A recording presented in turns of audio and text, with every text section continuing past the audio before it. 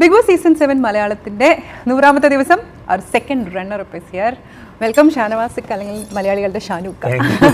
ദൈവമേ മാഷ് അവർക്ക് എത്തിയോ നോക്കിക്കോ, ഇന്നിവിടെ ചിലതൊക്കെ നടക്കും. ഷാനവാസിക്ക് ഇപ്പൊ പറഞ്ഞില്ലേ 2ാമത്തെ പൊസിഷനിൽ അനുമോൾ ഉണ്ടാവില്ല, ഞാൻ അതെന്തുകൊണ്ടായിരിക്കും?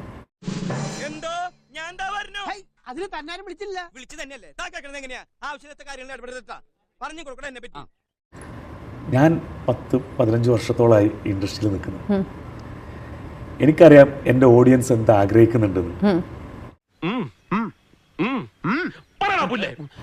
എന്നാ ഞാൻ തിരിച്ചു ചോദിക്കട്ടെ, ഏറ്റവും വലിയൊരു അലിഗേഷൻ അല്ല, ഏറ്റവും വലിയൊരു പ്രശ്നം ഉണ്ടായത് ലക്ഷ്മി ഒക്കെ എടി പൂടി എന്ന് വിളിക്കുന്നു.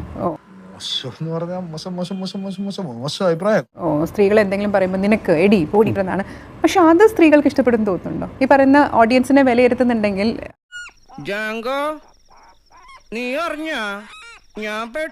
ഞാൻ അതിനകത്ത് കണ്ടിട്ടുള്ളത്, തുടക്കം മുതൽ കണ്ടിട്ടുള്ളത്, അക്ബർ ആണെന്നുണ്ടെങ്കിലും ഒനീലാണെന്നുണ്ടെങ്കിലും അഭിലാഷാണെന്നുണ്ടെങ്കിലും തെറി വിളിക്കുന്ന. പക്ഷെ ഞാൻ ഈ 100 ഡേയ്സ് വരെ ഞാൻ ഒരു തെറി വാക്ക് യൂസ് ഞാൻ പറയുന്നതിൻ്റെ ഉത്തരം മുഴുവൻ കേൾക്കാൻ ക്ഷമ കാണിക്കും. ഞാൻ അത്തരം തെറിവാക്കുകൾ ഞാൻ യൂസ് ചെയ്തിട്ടില്ല.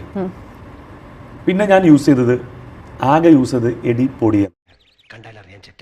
തെറി വിളിച്ചിട്ടില്ല, പിന്നെ ചെറുതായിട്ട് അച്ഛനെ വിളിച്ചു. എന്നെ തെറി വിളിക്കുമ്പോൾ ഞാൻ ആരെയും അവരെ തെറി വിളിച്ചിട്ടില്ല. എന്നെ തെറി വിളിച്ചപ്പോൾ ഞാൻ തിരിച്ച് തെറി വിളിക്കുന്നത് എൻ്റെ സംസ്കാരമില്ലാത്തതുകൊണ്ട് ഞാൻ പറഞ്ഞു, എന്നെ വിളിച്ച തെറി നീ നിന്റെ അച്ഛൻ. വാസു, ഇവൻ ഞാൻ ഉദ്ദേശിച്ചതിനെക്കാളും തറയാണല്ലേ തത്തറ. അതിനകത്ത് ആൺപിള്ളേരെ പെൺപിള്ളേരെ എടാ പോടാ എന്ന് വിളിക്കുകയും തിരിച്ച് എടി പോടി എന്ന് വിളിക്കുകയും. എല്ലാ വീക്കിലും ലാലേട്ടൻ വരും. ലാലേട്ടൻ വന്നിട്ട് ഇന്ന് വരെ എടി പോടി എന്ന് വിളിക്കരുത്, എടാ പോടാ എന്ന് വിളിക്കരുത് എന്നുള്ളത് വാൺ ചെയ്തിട്ടില്ല. ഇവനാള് കൊള്ളാലോ, ഇവനെ കൂടെ നിർത്തുന്നതാണ് ബുദ്ധി.